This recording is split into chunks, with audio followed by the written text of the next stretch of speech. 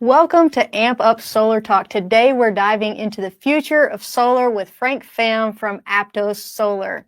From high-efficiency solar panels to cutting-edge microinverters, Aptos is making waves. What makes their tech stand out? What's new in solar? Frank's going to discuss it all with us today. And if you'd like to join the conversation, make sure you drop your questions in the chat. Frank, thanks for joining us today. Welcome to the show. I appreciate it. Thank you for inviting me, Kelly, and I'll be honored to answer any questions that you and your audience would have for me. Thank you. We appreciate that. Thanks for being here. Let's talk about Aptos Solar. What is the mission behind the company, and what makes your company stand out from others in the solar industry? Appreciate that. We created a bunch of us, a few of us actually, company founders created Aptos Solar to serve one purpose, and that is to bring renewable energy to the homeowners at a lower level cost of energy than what they would have to pay to their local utility company. And so our aspiration is to make renewable energy cost effective and something that is aesthetically beautiful for the homeowners to have on their roof and something that they can be proud of. In the meantime, saving them quite a bit of money from the standard utility bill. That all sounds really nice, being cost effective, but tell me something.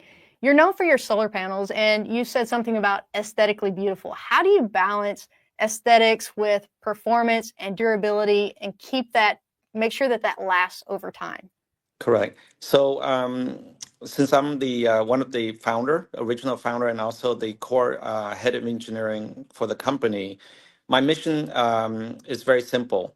We have to do all the aspect of bringing a good product to market, and that is number one, safety.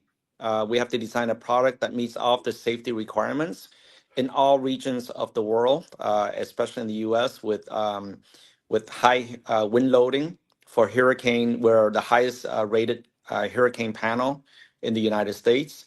Um, Aesthetically, the homeowner have to be proud of the product that they would have on their roof. So whatever that we design, we have to have the looks of it very well. And then, of course, high efficiency to be able to deliver the highest power generation per square feet or the per area of that, taking very valuable real estate on that roof space on that. Right. So you talked about being able to resist extreme weather. What kind of testing do you send your solar panels through as you're developing them? Yep. So we have a standard safety test and performance test that is put out by UL and IEC, which is the standard testing code of the requirement to bring product to the United States. So what we have also is that by doing that, we have designed our equipment to make sure that we survive 3 times the requirement of that testing. So let's say per se, 3 times. under stress testing. Yep, under stress testing, if you pass that, then the folks that put out the testing standard would assume that your panel would last, say, 25 years. But what we do is that we put our panel through the stress testing of those testing requirement and making sure that we pass whatever that they're required to do 3 times of what that requirement is. Let me give you an example. Stress testing goes into things like kind of mechanical loading for the wind testing. But the main thing for reliability and longevity of the panel, they go through what they call thermal testing and pressure. So we subject the panel to very long hours of extreme pressure, high temperature, and high humidity. Those are the 3 components that all engineers know that will degrade electronic at a very high rate. And so whatever that they require 1,000 hours in these extreme test condition reactors or test chambers, we have passed 3,000 hours under that. So it really showed the performance of that. And so our panels is approved by all the banks, major banks that owns the product, and also requiring bankability testing. So we pass all that testing. Wow. So 3 times what is required. By industry standards, yes. That's pretty amazing. We do have some questions coming in, Frank. Here's one from Bill Richardson. He says, do the bifacial panels need to be mounted at an angle? And before you answer that question, let's talk about the difference between bifacial panels and monofacial panels, first of all, for our viewers. And then let's talk about what are the benefits of each and when would you install one over the other? And then we can answer his question, do they need to be mounted at an angle? Okay, so I guess the terminology that best describe bifacial is enabling the sun from all directions. So if Okay. you think about it, when we design bifacial panel, we want to make sure that we pick up all the light um, as direct sunlight coming from the perpendicular to the panel, as well as any indirect light, which is reflected light coming in from any surfaces. And that's the bifaciality. So it's able to gather light from both sides of the panel. So let me give you your audience an example. If you take the panel from the front side only, and if it's a monofacial, then let's say that it's 1,000 watt per meter square irradiance.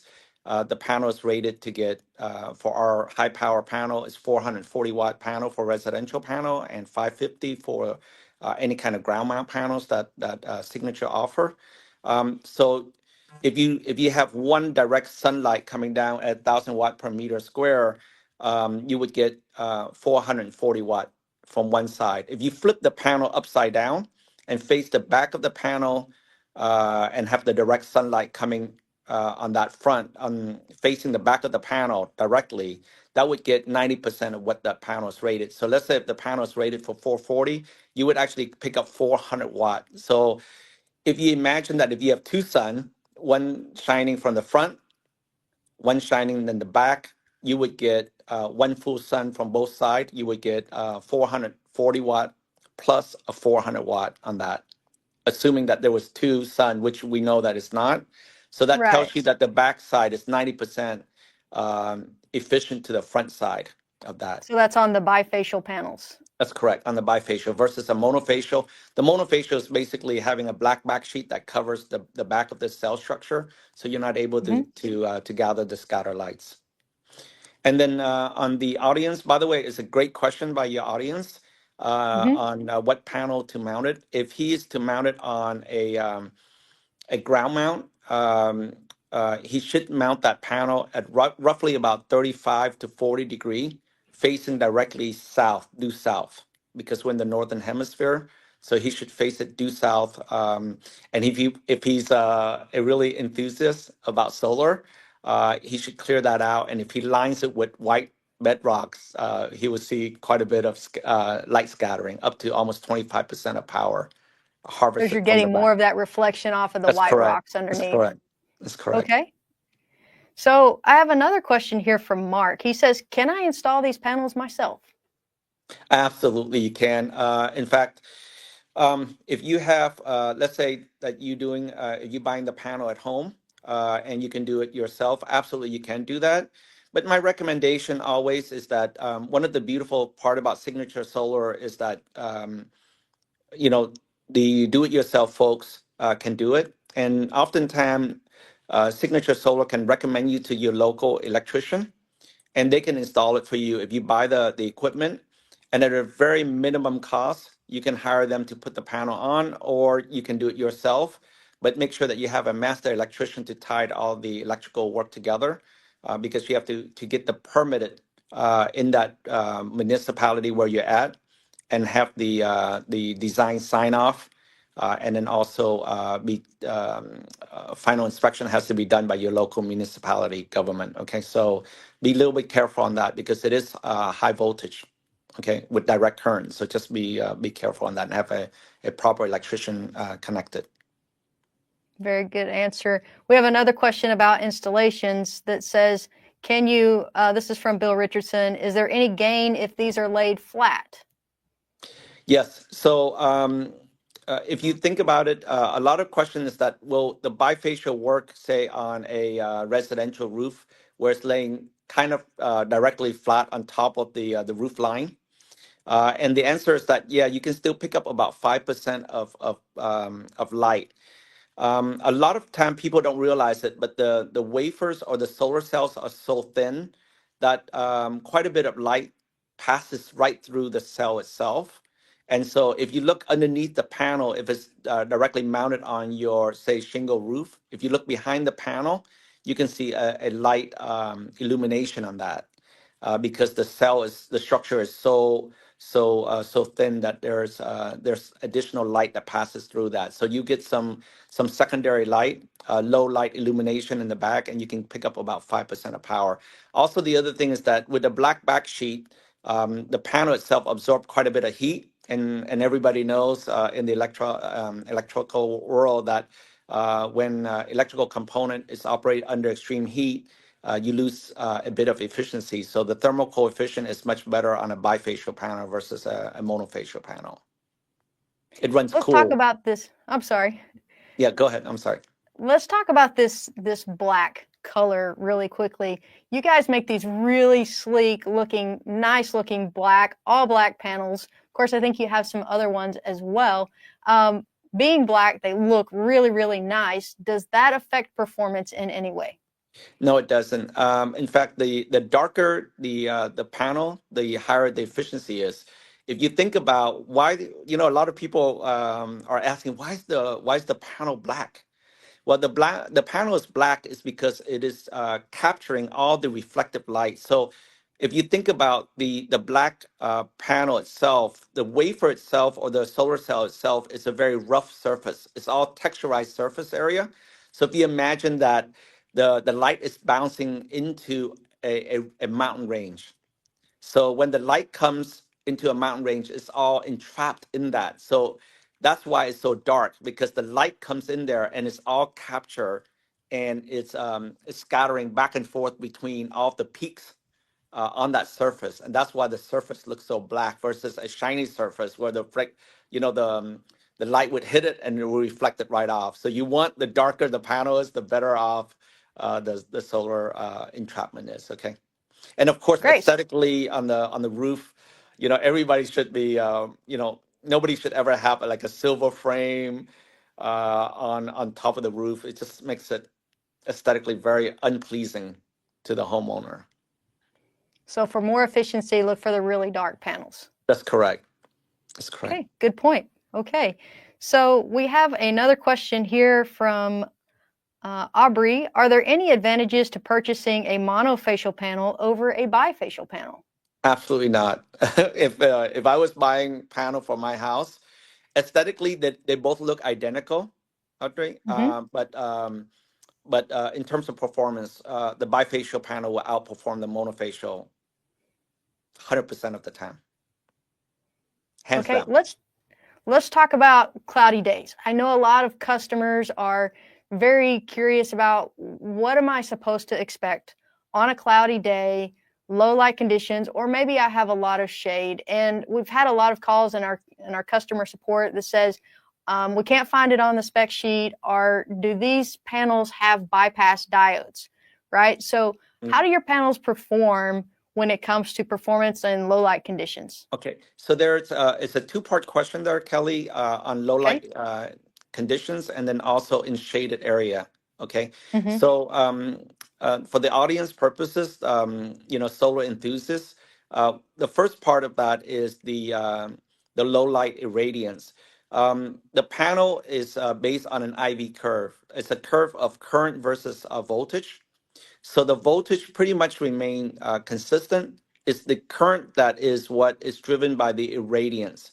So it's just simply put, on a cloudy day, your panel will still produce, but at a lower output. That's fact. Sure. The other Sure. That question makes that was sense. asked was really good. Was that what happened if you have a panel in a single array, and if the tree comes over and he shades one panel? Well, Right. if you have a string inverter set up, that's really bad. So if you can imagine that you go in, let's say that you have 10 panels hooked up to a single string on a string inverter. If one panel is Mm-hmm. shade, it's like going down a freeway, a single lane freeway. And if one car slow down and the other cars are behind it, of course, all the car will have to slow down, and it will go at the speed of which the front car is leading it. I But if really you like how you imagine, put that.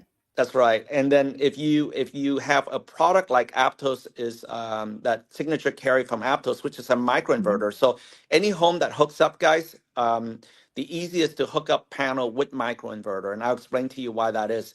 So let's say that one panel is shaded on that 10 string. If you have microinverter, each panel itself is on its own performance. So imagine that there's 10 cars on the freeway, the same freeway, Hmm. except that instead of the freeway having only one lane, the freeway have 10 lanes.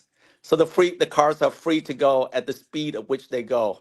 So if let's say that there's one car that is stalling on the 10-lane freeway, well, the nine other lanes are still going. So you're not being limited by that one car stalling or slowing down on that one lane. So that's the power of a microinverter versus on a shaded roof. So um, you should always design in with microinverters. And it's very cost effective through Signature Solar for all of the do it yourself folks. The other thing is that if you imagine if you bring the roof, the panel down directly, it's in direct current. That's DC, okay, direct current. Hmm. And then AC stands for alternating current. Alternating current is very safe versus direct current. So let's say I'm just using this as an example for the audience just to Sure. get themselves acclimated with that. So alternating current, if your child, and I was one of them when I was younger, I was curious. I stuck my finger into a socket, Oh today no. I'm still living to tell about it. I'm still here to explain engineering to you folks. But Don't do this at as home. yeah, if you are a child, you definitely don't want to stick your finger into a direct current, okay? Because you might not live to tell about it. So having the panel with the microinverter set up right on the roof, it is you immediately take in direct current, which is very very strong coming down from the sun, and then you immediately turning it from direct current to alternating current, which goes down to your house in a very safe way. So always, I recommend if you have a choice to choose microinverter over string inverters on that. Okay, guys. And why are Aptos's microinverters, how do they compare to others on the market?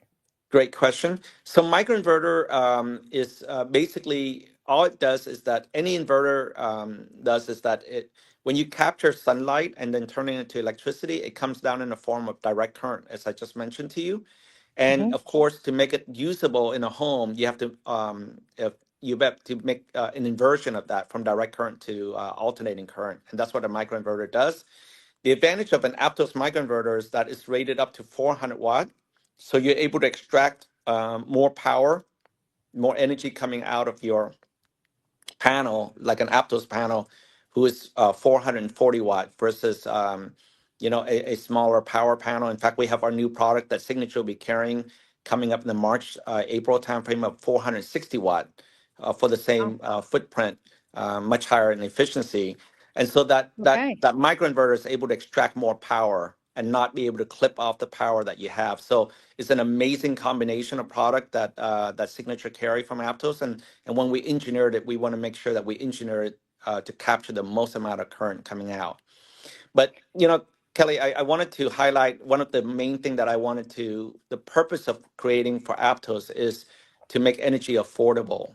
So for all the folks out there, the best way that you can save money on any solar install, like I said, is to put the effort in and be able to do it yourself, okay? And really take the time like you're doing right now and learning about solar. By doing that, you save yourself so much money, and you will get the exact system that you want. Hmm. So Signature is awesome. Their staff is amazing at helping you to design things for your home and make it easy for you. And then they would hook you up with a network of installers of your local community electrician versus say any big company that would go and door knock at your house. These are master electricians that live. We lost him. So it looks like we've lost Frank. Maybe he'll join back on here in just a minute. Um, what he was saying was a really nice thing.